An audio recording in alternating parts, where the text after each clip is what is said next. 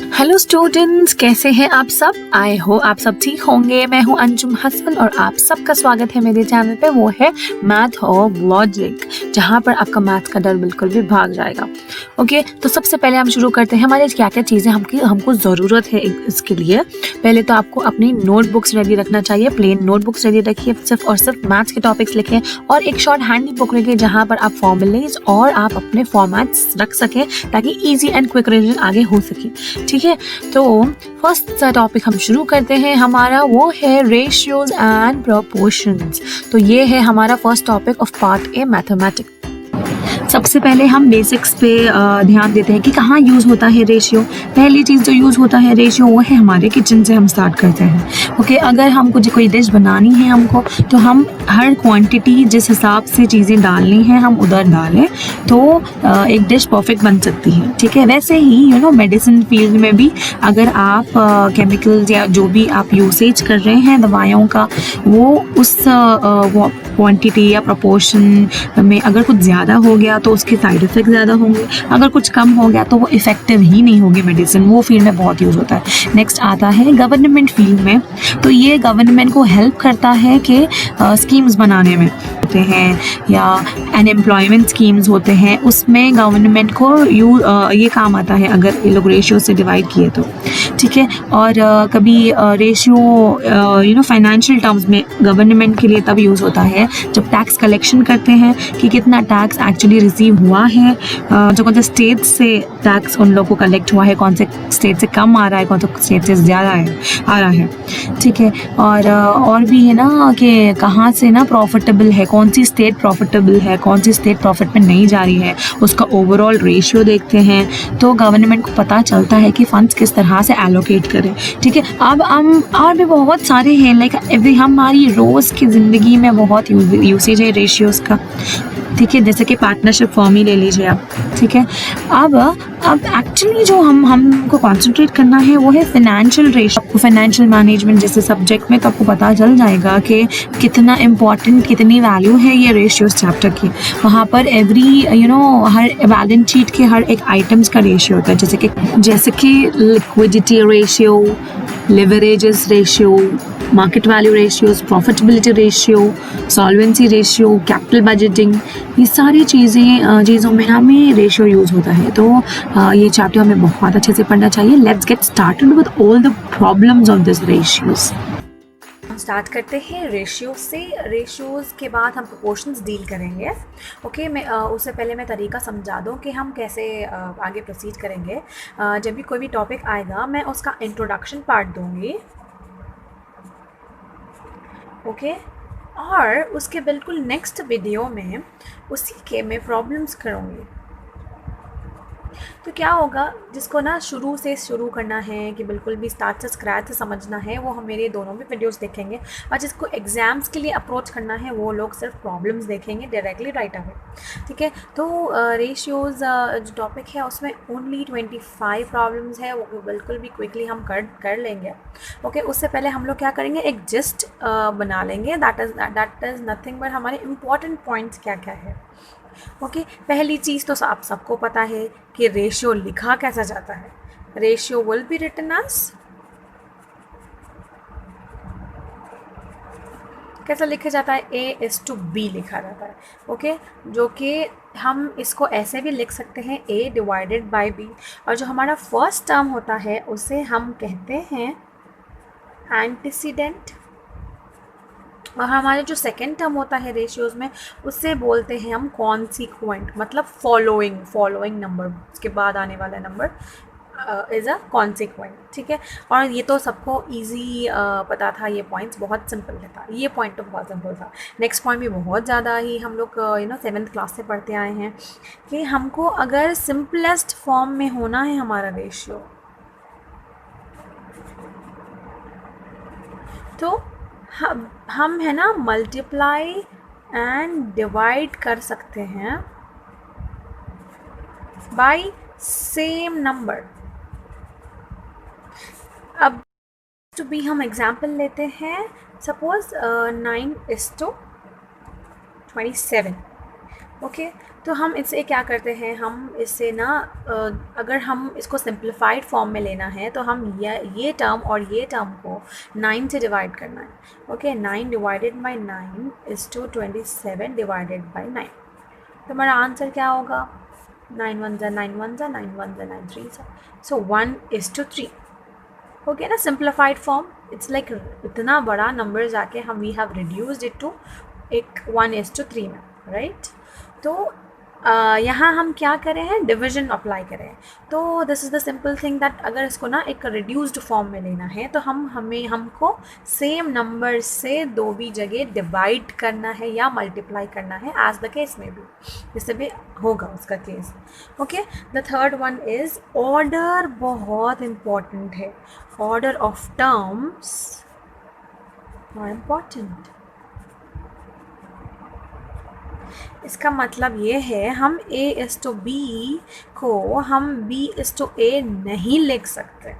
Okay A:B का inverse होता है B:A, बट इसका ऑर्डर इसको हम इक्वालिटी पे नहीं देख सकते, राइट। अब किसी का रेशियो होगा 3:4, it can not be 4:3, it will not be same, ये दोनों इक्वल नहीं होंगे, ठीक है।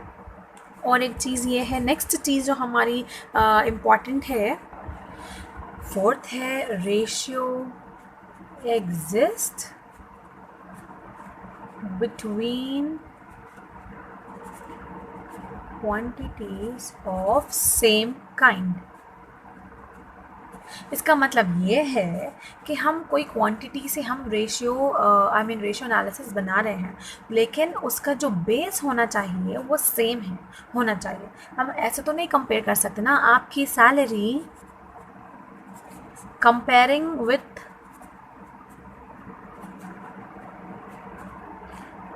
शर्मा जी की एज, पड़ोस वाला,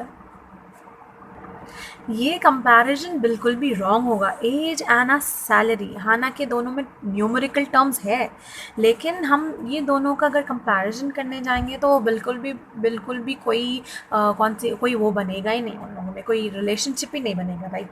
तो सैलरी अगर आपको कंपेयर करना है तो आप कंपेयर करिए एक्सपेंडिचर से, अपने घर के सेविंग से। अभी फोर्थ पॉइंट में हमने देखा था कि कंपैरिजन सेम काइंड का होना चाहिए, सेम एक बेसिस, सेम बेस पे होना चाहिए, राइट। अब हम फिफ्थ पॉइंट में देखेंगे कि सेम यूनिट्स होना चाहिए। ऐसा नहीं होना है कि हम लोग कोई ग्राम्स वाली चीज़ ले रहे हैं एंड कंपेयर कर रहे हैं किलोग्राम्स से, ये रॉन्ग होगा। तो इसके लिए क्या करना, हम कन्वर्जन करना है, या तो हम ग्राम्स को कन्वर्ट करेंगे किलोग्राम्स में, या किलोग्राम्स को कन्वर्ट करेंगे ग्राम्स में, ठीक है। उसी के बाद हम कंपैरिजन करके उसका रेशियो लाएंगे। ओके सेम वैसे ही हमारे आवर्स एंड मिनट्स का है, ठीक है।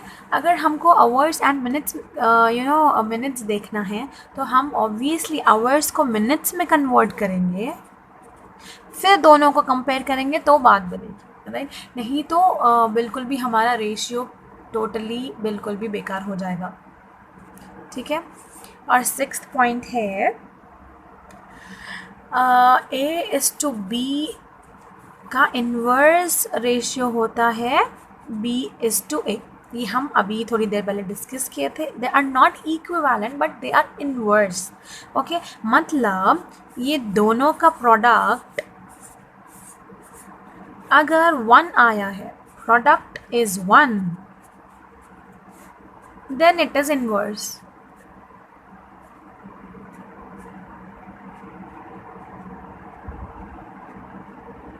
समझ रहे हैं आप। जैसे कि एक एग्जाम्पल लेते हैं हम, 15:5 का इन्वर्स होता है 5:15। कैसे बताइए, अब ये दोनों को हम मल्टीप्लाई कर लेंगे, 15 × 5, ये इसका रेशियो निकाल रहे हैं 5 × 15, राइट। अब हम ये कॉन्सिक्वेंस ले रहे हैं, ओके 15 1 जा 15 1 जा 5 1 जा 5 1 जा, आंसर इज 1। मतलब इन लोग का अगर हम प्रोडक्ट्स देखा जाए तो 1 आना चाहिए, तभी वो कहलाता है इन्वर्स रेशियो। आता है कंपाउंडिंग ऑफ रेशियो। रेशियो को अगर हम कंपाउंडेड फॉर्म में लेना है तो कैसा होता है, comparing two ratios and compounding them. So A is to B है और सी इज़ टू डी है, तो हम क्या करते हैं, product of the antecedents is to product of consequence. जो फर्स्ट टर्म्स हैं उनका प्रोडक्ट लेते हैं, A C, A into C is to B into D. Okay, ये होता है कंपाउंडिंग रेशियो। ठीक है, इसको अगर हम, ये एग्जाम्स में बहुत कॉमन चीज़ें हैं, कंपाउंडिंग ऑफ रेशियोज, डुप्लीकेट, सब्डुप्लीकेट, ये वगैरह बहुत quick and easy, one mark आपके ईजिली पॉकेट में आ जाएंगे अगर आप ये बस छोटे छोटे पॉइंट्स ध्यान में रखेंगे। अब नेक्स्ट तो आता है डुप्लीकेट रेशियो एंड सब डुप्लीकेट रेशियो। इसके नाम से ही पता चल रहा है कि ये डुप्लीकेशन है, राइट। तो सपोज एक नॉर्मल रेशियो है ए इज़ टू बी, तो हमें कहा जाएगा कि उसका डुप्लीकेट रेशियो निकालना है। तो वो डुप्लीकेट रेशियो क्या होगा, it will be A square is to B square, right. तो वैसे ही ट्रिप्लीकेट रेशियो अगर हम उसका निकालेंगे, एज द नेम सजेस्ट, जिसका नाम है ट्रिप्लीकेट, 3, तो A cube is to B cube हमारा रहेगा ट्रिप्लीकेट। ओके, वैसे ही sub duplicate it's not duplicate but it's sub duplicate, मतलब कि इसका रूट हो जाएगा, square root of A is to square root of B. जो भी हमारा ए और बी रहेगा उसका हमको रूट निकालना, रूट उसका रेशियो निकालना है, उसे कहते हैं सब डुप्लीकेट रेशियो। सब triplicate ratio it's nothing but इसी का हम लोग ट्रिप्लीकेट निकाल रहे हैं। इसका मतलब हम लोग cube root of A is to cube root of B. ये टॉपिक बहुत कॉमन एग्जाम में, सिंपली 1 मार्क की कंपाउंडिंग एंड डुप्लीकेशन, ये बहुत इजी है और ये एग्जाम्स में बहुत टाइम पूछते हैं। 1 mark is easy to score ये विदाउट इवन थिंकिंग। लास्ट वाला आता है हमारा कंटिन्यूड रेशियो। सपोज़ एक 3 क्वांटिटीज़ है, सपोज़ किसी की, हमारी सैलरी हमको कंपेयर करना है। Okay, my salary with Sharma ji salary,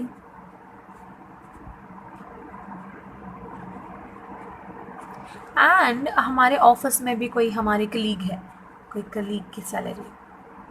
ठीक है, suppose it's A B and C. Okay, तब वो कंटिन्यूड रेशियो, हम तीनों की एक साथ कंपेयर करना चाहे, वो कंटिन्यूड रेशियो बोलते हैं उसे। तो वो कैसे होता है, directly right away A is to B is to C. देखिए ये कहाँ यूज़ होता है पता आपको, कंटिन्यूड रेशियो बहुत ज़्यादा तरीके से। आपको शायद अगर आप अकाउंट्स पढ़ चुके हैं आपका फाउंडेशन का, तो वहाँ पर पार्टनरशिप में भी ये बहुत यूज़ होता है। लाइक 3 पार्टनर्स हैं, ठीक है, उनका profit sharing ratio, profit and loss sharing ratio निकालना है, तो वो टाइम पे ये कंटिन्यूड रेशियो यूज़ में आता है। वैसे रेशियो बहुत है और छोटा सा टॉपिक, बट बहुत इंपॉर्टेंटली हर जगह यूज़ होने वाला है। तो आप लोग है ना, सिर्फ ये 9 कॉन्सेप्ट से अगर परफेक्ट हो गए ना आपके ना, फॉर श्योर 1 और 2 मार्क्स आपको ईजिली आ जाएंगे रेशियोज़ में से। ठीक है, प्रोपोर्शंस एंड ऑल वो अलग बात है कि हम वो इन डिटेल देखेंगे।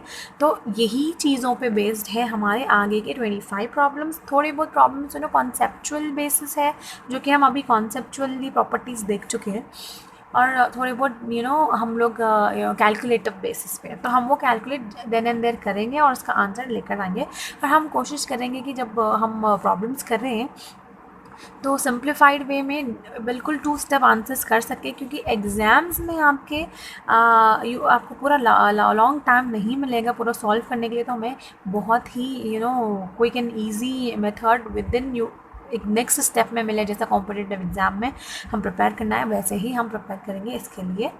Okay, stay tune for the next video. तब तक के लिए ख्याल रखें अपना, और मेरे चैनल को लाइक करें, शेयर करें, सब्सक्राइब करें। और आज से मेरा वीडियो आएगा वीक में 4 टाइम्स, वो है Mondays, Wednesday's, Thursdays and Saturdays. तो आप नोटिफिकेशन बेल आइकन ऑन रखें, आपको बराबर से ये वीडियोस पोस्ट मिलेंगे। हम लोग एग्ज़ाम के साथ साथ कोप करने की कोशिश करेंगे बाय नेक्स्ट जून प्रोबेबली। चलिए, बाय बाय, टेक केयर।